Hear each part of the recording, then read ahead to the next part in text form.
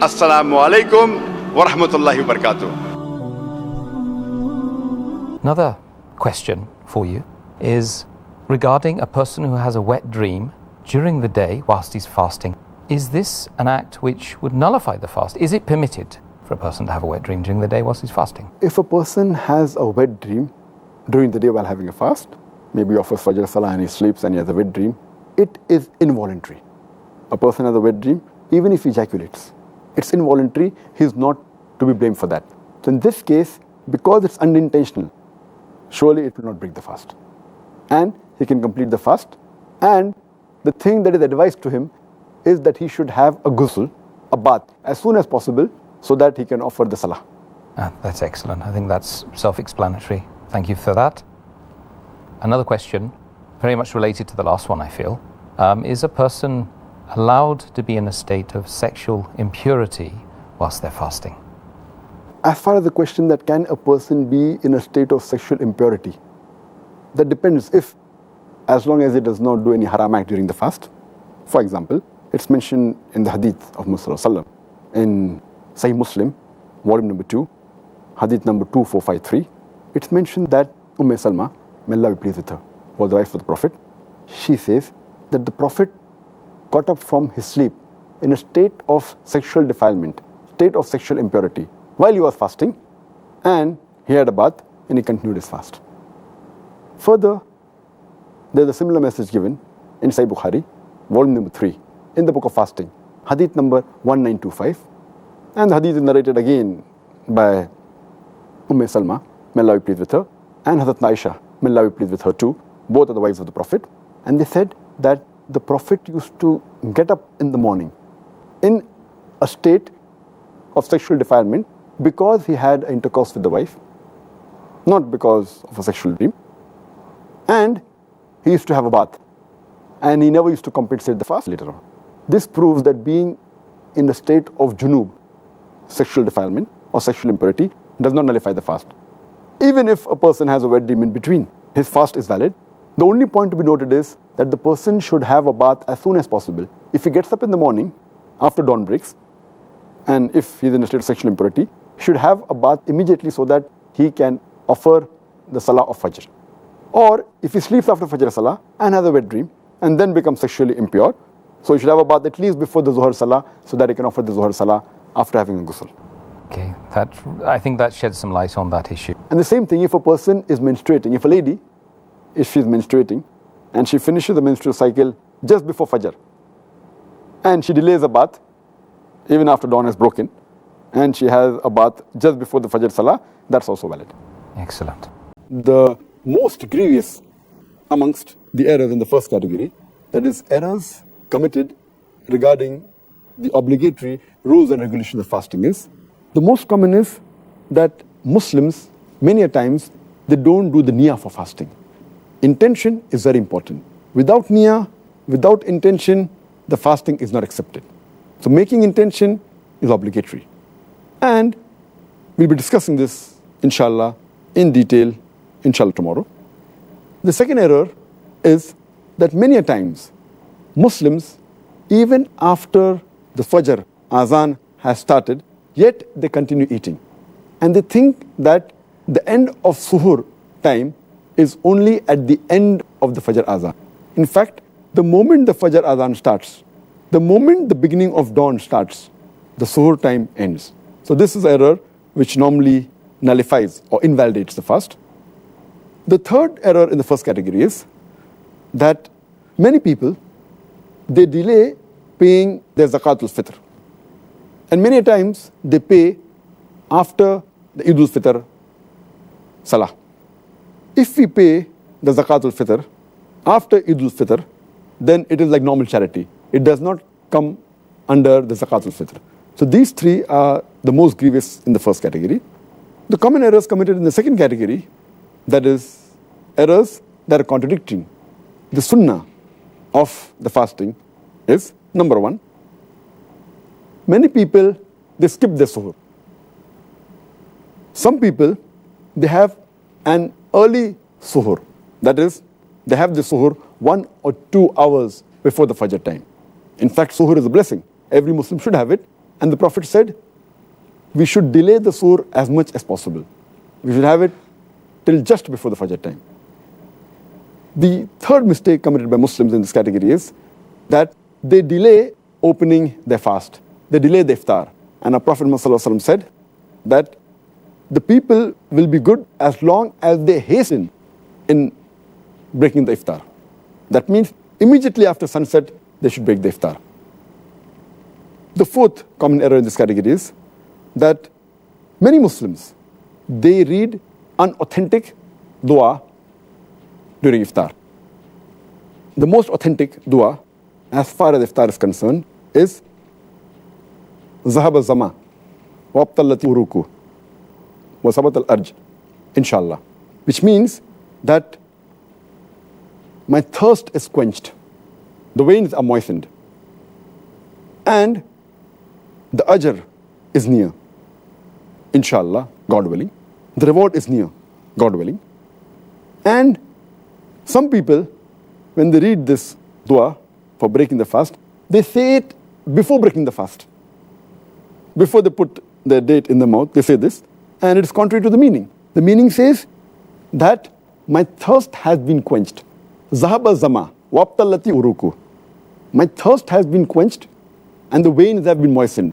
Your thirst cannot be quenched before breaking the fast. So normally it should be said after you eat the khujur, after you have water and you're satisfied, maybe after some minutes, after you break the fast, then you can read this dua. Zahaba zama, wabtallati uruku, wasabat al-ajr, inshallah. Which means, my thirst has been quenched. The veins have been moistened. The reward is near, inshallah, God willing. The sixth common error made by Muslims in this category is that many Muslims, they eat excessively during iftar. And many of them even eat throughout the night. The seventh common error is that many of them, they are negligent as far as Tarawih is concerned. Because Tarawih is not a fard, they think it is no problem if a Muslim misses Tarawih. Though Tarawih is not a fard, it's a very important sunnah. And a Muslim who misses Tarawih is missing a great deal of reward. And many Muslims who perform Tarawih, they read Tarawih very fast, 10 miles per hour.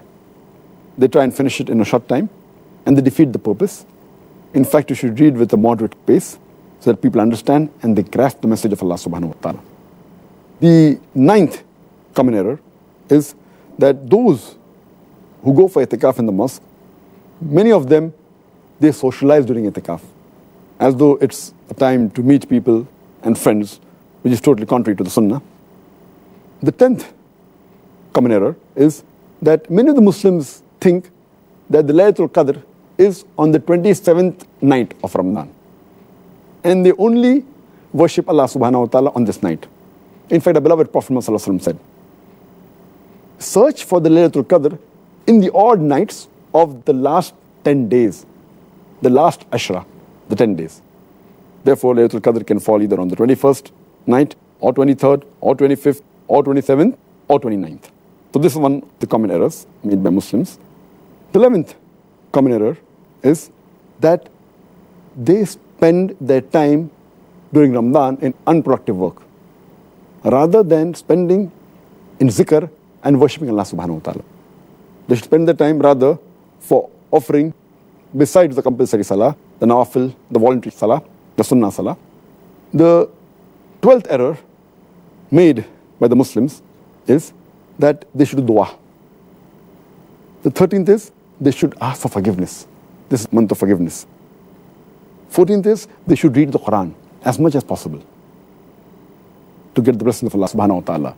The 15th is that they fast and they keep themselves hungry, but basically they're not mentally prepared for that fast. And it is as though they're staying hungry, but the main purpose of fasting, to acquire taqwa, is not obtained. This was in brief regarding the second category. Can you mention briefly, again, categorize the common errors made in the third category? The common errors committed by Muslims in the third category, that is errors regarding negligence in performing the faraid, the obligatory duties in Islam, is that Muslims, many of them, they stay awake the full night.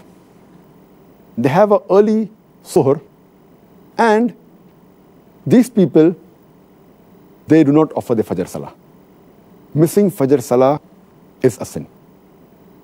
Many of them, because they stay awake the full night, they sleep the full day, and they even miss their Zuhr and the Asr Salah, which is a grave sin. You're trying to acquire blessings, and you are neglecting the obligatory duties, which is totally prohibited. Many of the Muslims, they do not give zakat. Those are supposed to give zakat. And zakat is one of the pillars of Islam in which every Muslim who has a saving of the nisab level, that is, those who have a saving of 85 grams of gold, they should give 2.5% of their savings every lunar year in charity. It's called as zakat. And the fourth error in this third category is that most of the Muslims give zakat, but they do not calculate the zakat properly. As far as common errors committed by Muslims in the month of Ramadan, that is indulging in prohibited acts, the most common is, though these acts are prohibited for a Muslim, irrespective whether it's a month of Ramadan or non-Ramadan, but specifically, we should be more careful. We should be careful trying to avoid these acts throughout our life. But in Ramadan, we should be more careful. And the most common, number one, where Muslims involve themselves is backbiting and slandering.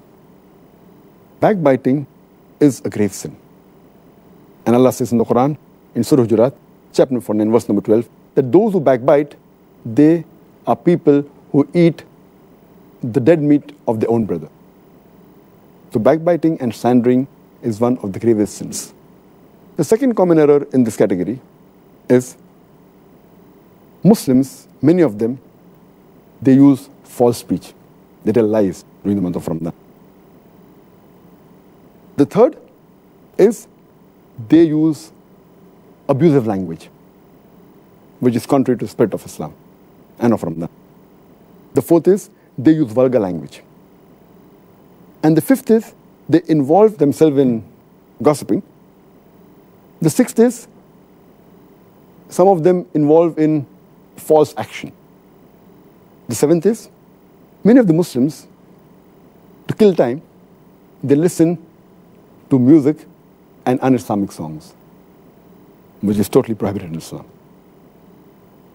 The eighth common error is many of the Muslims, to kill time, they watch un-Islamic television programs and un-Islamic movies. The ninth common error committed by Muslims is that many of the Muslims, they read un-Islamic magazines, un-Islamic books, un-Islamic pictures, which are all prohibited in Islam. The 10th common error done by Muslims in this month is many of them, they go to un-Islamic sites on the internet, which is again prohibited. The 11th common error is that they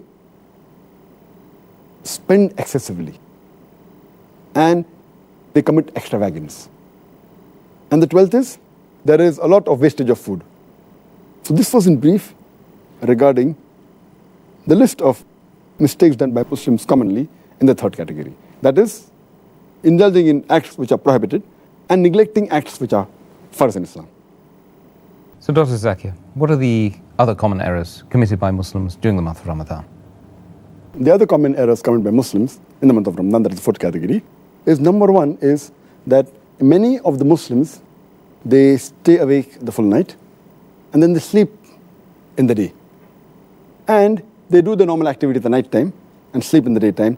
They're converting day into night and night into day, and the whole purpose of fasting is defeated. The second error in this category is that many of the Muslims, they remain lazy and they're inactive during the daytime, which is contrary to the spirit of fasting.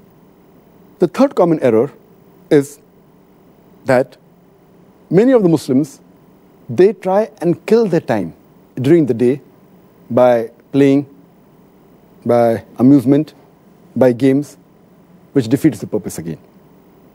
The fourth common error is Muslims, they give lavish iftar parties and they spend a lot of money, mainly trying to show off. The fifth common error. Many of the Muslims, they ask the women folk in their family to prepare a variety of dishes for iftar and for suhoor, thus making the women in the family spend the majority of the time in the kitchen. In fact, the family should spend most of the time in remembering Allah subhanahu wa ta'ala. And if the women folk do more du'as, inshallah, even the men will benefit. Even their sin will be forgiven, inshallah. The sixth common error is that many of the Muslims, they renovate their house and their shop in the month of Ramadan, spend more time in that than remembering Allah subhanahu wa ta'ala. The seventh common error is that many of the Muslims, they spend their nights, instead of remembering Allah subhanahu wa ta'ala, in activities which are unproductive. For example, they spend their time in excessive socializing after Taraweeh. That is the eighth error. Ninth is, many of the Muslims, they spend many nights and most parts of their nights in shopping. The 10th common error is, many of the Muslims, they spend most of the time in the night in eating. The 11th is, many of the Muslims, they spend their time in robing and in loitering during the night. And the 12th common error is, the last 10 days of Ramadan are mainly the days in which the Muslims should do more ibadah. But most of the Muslims, they spend time in shopping, in celebrating, and preparing themselves for Eid. And most of them spend time in activities which are unproductive rather than spending the time in ibadah. These are some of the other common errors which Muslims commit, and I hope inshallah that they will abstain from these errors in future. Inshallah. Ajmain. So the next question is, are there any common errors that you can mention relationship to culture and country? All the errors that I mentioned earlier were general Muslims throughout the world. There are some errors which are made mainly by people living in a certain country, belonging to a certain culture. For example, in the Indian subcontinent, there are people living in India, in Pakistan, in Sri Lanka. During Ramadan, many of the Muslims, in the night, they play night cricket. And they spend most of the time in night cricket rather than doing ibadah of Allah subhanahu wa ta'ala. So this playing night cricket is more common in the Indian subcontinent. Now if you go to the Arab countries, especially the Gulf countries, there many of the offices, many of the working places, that is in the market, etc., they change their timings. They hardly work for a couple of hours in the daytime, and they open most of the time during night. So what happens? It encourages people to do shopping in the night rather than the day, and they get more business, and they're inviting people rather in spending time in remembering Allah subhanahu wa ta'ala. Muslims spend their time in shopping and eating during night time. And furthermore, those people who are employed in these shops, they are forced to come at night time because it's their duty. So these Muslims are even preventing their employees, rather than remembering Allah subhanahu wa ta'ala, they're involving themselves in business and spending most of the time in activities which are not according to the sunnah. जी खुशामदीद दोस्तों, उम्मीद करता हूँ video आपने पूरी देखी होगी और आपको पसंद भी आई होगी। रमज़ानुल मुबारक चूँकि एक बरकत वाला महीना है और इसी तरह रोज़ों का एहतमाम बहुत ज़्यादा ज़रूरी हो जाता है। देखो, रोज़ा नाम है अपने नफ्स पर कंट्रोल करना, अपने नफ्स को रोकना, इसी को रोज़ा कहते हैं।